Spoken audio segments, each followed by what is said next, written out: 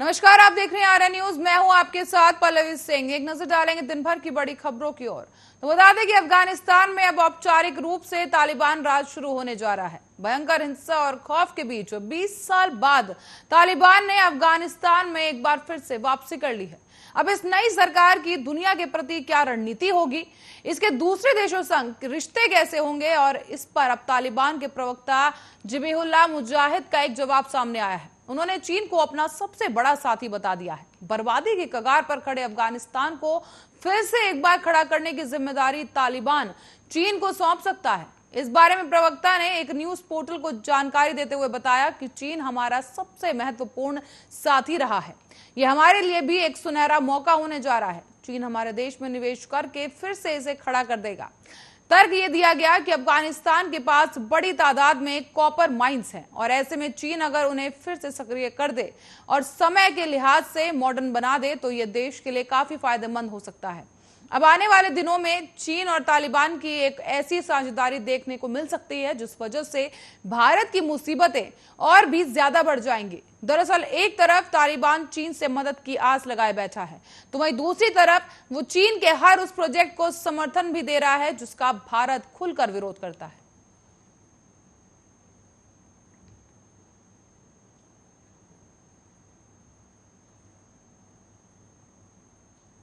बिहार की राजधानी पटना स्थित राष्ट्रीय जनता दल के दफ्तर के विस्तार के लिए अब सरकार से जमीन की मांग की गई है।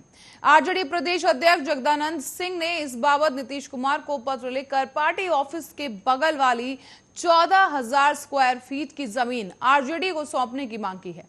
इससे पहले मार्च महीने में उन्होंने भवन निर्माण विभाग को इस बाबत एक पत्र भी लिखा था, लेकिन उनकी मांग को उस समय खारिज कर दिया गया था। हाल ही में आपको बता दें कि राज्य सरकार ने पार्टी की इस मांग पर असमर्थता जताई थी और मुख्यमंत्री नीतीश कुमार ने शुक्रवार को साफ तौर पर कह दिया है कि जमीन देना संभव नहीं है।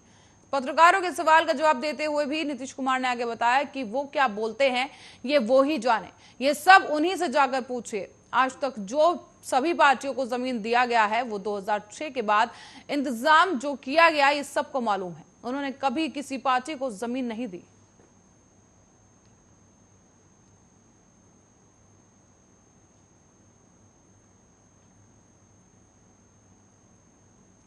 अब बिग बॉस सीजन 13 सिद्धनाज के लिए सिर्फ एक गेम शो नहीं था, बल्कि सिद्धार्थ और शहनाज की जिंदगी का एक सबसे अहम पड़ाव था। सिद्धार्थ शुक्ला और शहनाज गिल की जोड़ी ने शो में अपने रोमांस के साथ सभी को मंत्रमुग्ध कर दिया था। शो समाप्त होने के बाद भी वो दोनों काफी समय एक दूसरे के साथ थे और सिद्धार्थ ने अपनी अंतिम सांस भी शहनाज की गोद में ही ली। किसी प्रियजन की मृत्यु वैसे भी एक आसान समय नहीं होता, और जब वो कोई ऐसा व्यक्ति हो जिससे आप सच्चा प्यार करते हो तो दुख होना लाजमी होता है।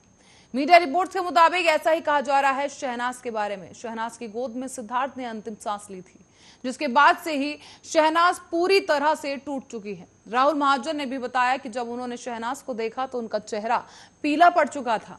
शहनाज को जो सदमा सिद्धार्थ के जाने का लगा है वो किसी से छुपा नहीं है।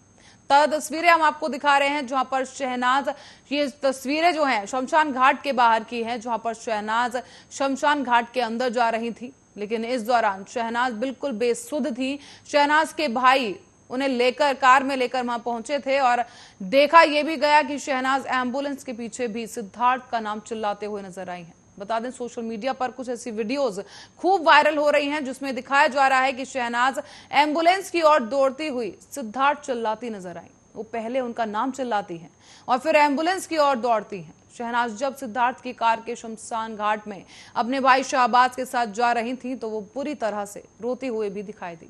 लगातार रोने के कारण उनकी आंखें सूज चुकी हैं। मीडिया रिपोर्ट्स की माने तो सिद्धार्थ शुक्ला और शहनाज गिल प्रेम के रिश्ते में थे। दोनों की लव स्टोरी बिग बॉस से ही शुरू हुई थी।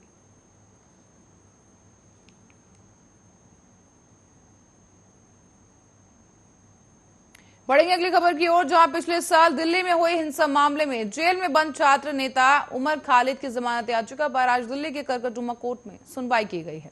कोर्ट में सुनवाई के दौरान उमर खालिद के वकील त्रिदीप पायस ने दिल्ली पुलिस द्वारा दायर की गई चार्जशीट पर सवाल उठाते हुए कहा कि ऐसा लगता है कि जांच अधिकारी ने चार्जशीट ऐसे तैयार की है जैसे कोई फिल्म या फिर सीरियल की स्क्रिप्ट लिखी हो। साथ ही बिना किसी पुख्ता सबूत और गवाह के उमर को आरोपी बना दिया गया है। उमर खालिद के वकील ने कहा है कि दिल्ली पुलिस ने उमर को आरोपी बनाने के लिए जिस न्यूज क्लिप को आधार बनाया है, उस न्यूज चैनल के पास भी पूरा वीडियो मौजूद नहीं है।